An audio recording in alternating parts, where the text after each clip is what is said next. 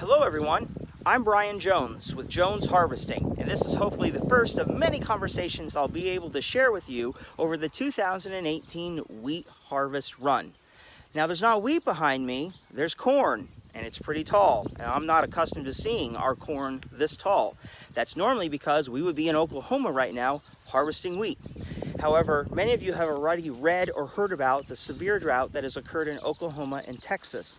And sadly, that's exactly what happened to our crew, and we did not have any acres to harvest there. So, we're home a little bit later, but Southwest Kansas is going to start harvest shortly, and it is the day before we leave.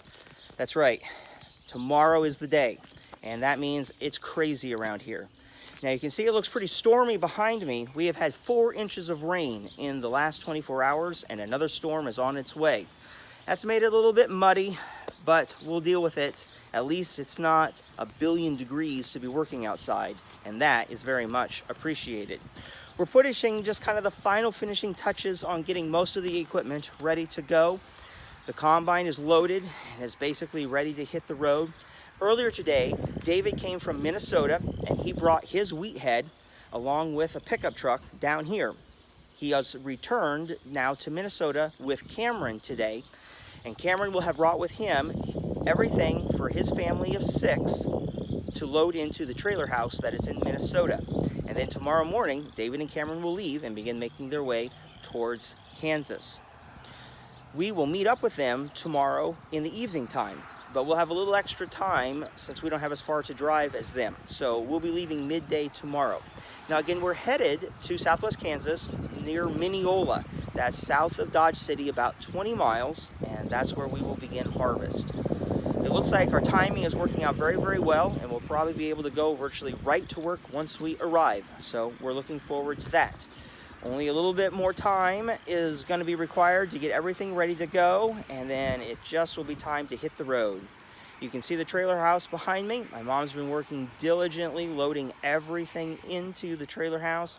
You can imagine this is a monumental task. Pots, pans, food, bedding, clothing, reading material, toothbrushes, everything that we need from one house 10 feet out the door into another house. After 35 years, you would think maybe we have it down to a science, and to be honest, she does. But I'm not sure that that really makes it that much easier. It's always a really big task.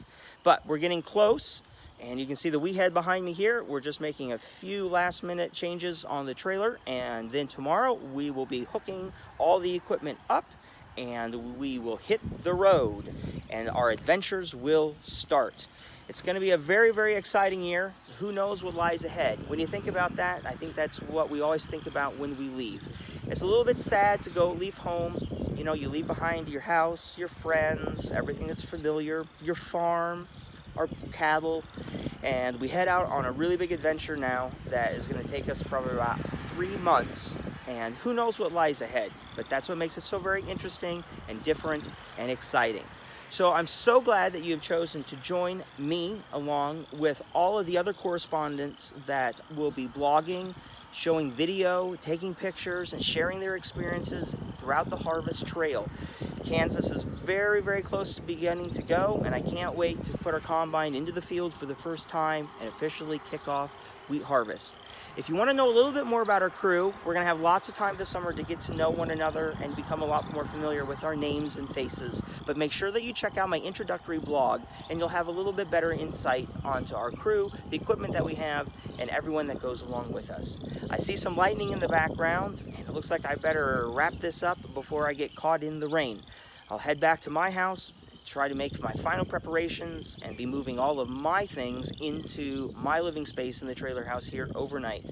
Then it's the last night's sleep in our bed at home, and tomorrow we will be sleeping somewhere on the roadside with our equipment in Kansas. Again, thanks for joining me today. I can't wait to see you the next time, and I will bring you all of the exciting adventures as we kick off Kansas harvest. Take care.